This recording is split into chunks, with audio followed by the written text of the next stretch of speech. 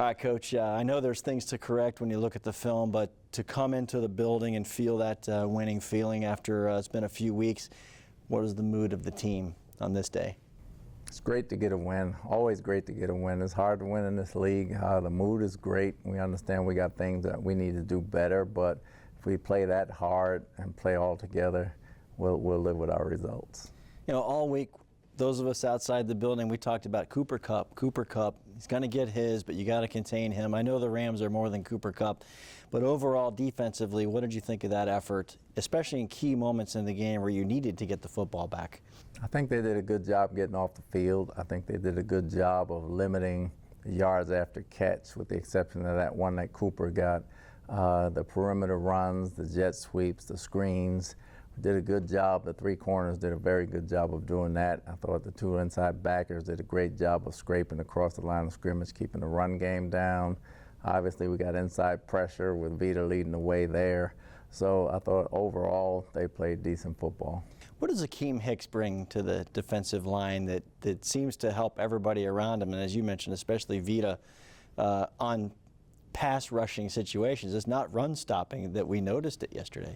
I think he commands a double team. You got to leave a guy free. You got to pick either Hicks or Vita. So a lot of it was going to Hicks, and Vita was able to break free on some plays right there. And Hicks frees a lot of guys up. He frees the outside backers up as well. And his presence alone is enough to account for him. Because when you don't, he'll be back there. Devin White has listened plenty now to off-field criticism, effort, this and that, the role on the team, and he seemed to just put it all aside yesterday. What do you have a message for him? Just to listen, free your mind and enjoy what you're doing, focus on your task, and ignore this outside talk. What is his strategy to getting his game together like that? The great thing about Devin, his mind is always free, and he always wants to be the best. Nobody's going to be more disappointed in Devin than Devin. You know, he understands the game very well. The criticism comes with losing. You understand that. That's a sport we're in. But his desire to be the best never changes, and he always works at that. And you love that kind of attitude. He's one of our leaders. We follow him wherever he goes, and we live with him, and he's very good at everything he does.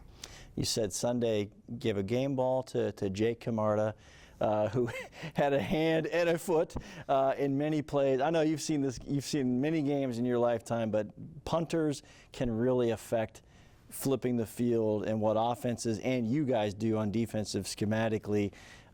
Sometimes it's unnoticed, but how noticeable was it yesterday? That was very noticeable. I mean, he was getting us out of some field position things that we thought they'd be starting at midfield or at least the 40-yard line, and he was putting it back down inside the 20 on the other side of the field when he was inside the 20 on the end of the field. So Jake flipped field position, and every time he did it, it gave everybody a boost, so he kept us in the ball game.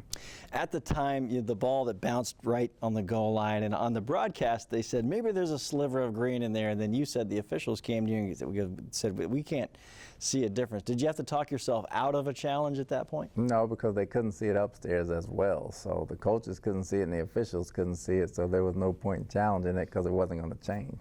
Offensively, you get the ball right your own 40, and you're just under a minute to go. What do you do in that situation? Because now everybody's just a machine trying to finish out this game. You try to make sure everything's in tune. They make a play. You don't have any timeout, so I can't call anything. You just want to make sure everything's going right. You look at it as a coach, then you look at it as you got to hold your kind of excitement in there. Once we got down to the one, and you never know until you actually score. When they finally scored, it was a big sigh of relief, but you know, it's an intense game. Thought it was a nice moment of redemption for Scotty Miller. You know, he drops the ball in the back of the end zone that would have given you the lead before. Then he plays a critical role on the final drive. Tom goes to him. I know Tom Brady's liked him since day one, practicing over here at Berkeley Prep. How is that relationship between those two guys that have been together 3 seasons? They have a great relationship, and at the end of the game, Tom was hitting them right on the button, and Scotty was taking advantage of the double teams from Mike and Chris. And Scotty, he was getting out of bounds. He played heady football, he played smart football, he played tough football. And him and Tom, you know, they clicked right there. Cade Otton catches the winning touchdown. There's many reasons fans were happy. He's a wonderful story, wonderful young man. I know you said before camp, this has to be a collective effort to replace Gronk. I'm not putting Cade Otton in Gronk's category, but if that position develops the way it seems Cade is developing as a rookie, how does that ease up the rest of the offense for Tom? Well, I think anytime you get an extra target, it frees up the offense for a lot of guys. So we're going to let Cade be Cade, not Gronk right now. We're going to keep Cade right where Cade is. He has a long time and a long way to go before he reaches that legend. Hopefully he gets there. But we love him the way he is right now. We love the way he's playing. We love his attitude, the way he comes to work and everything about him, so we're happy to have him. And finally, I know this is an exciting week for the guys and some of the guys who maybe weren't here for the last London trip with the team, but there's the mystery involved of traveling overseas and playing, and then there's the fact that you're playing an opponent right now that's pretty dangerous. They're in the same boat as you with all the travel and that. How important is it to get this week right, beginning with the Wednesday practice? It's extremely important, and it's the week before the bye. You know, you want to get on kind of a winning streak. Now is the time to do it.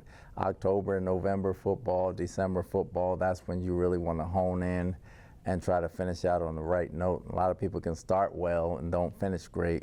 We didn't start well, but we got to finish great. If we finish great, you know, that'll come with these stacking these wins, putting them together, and Seattle's the next opponent.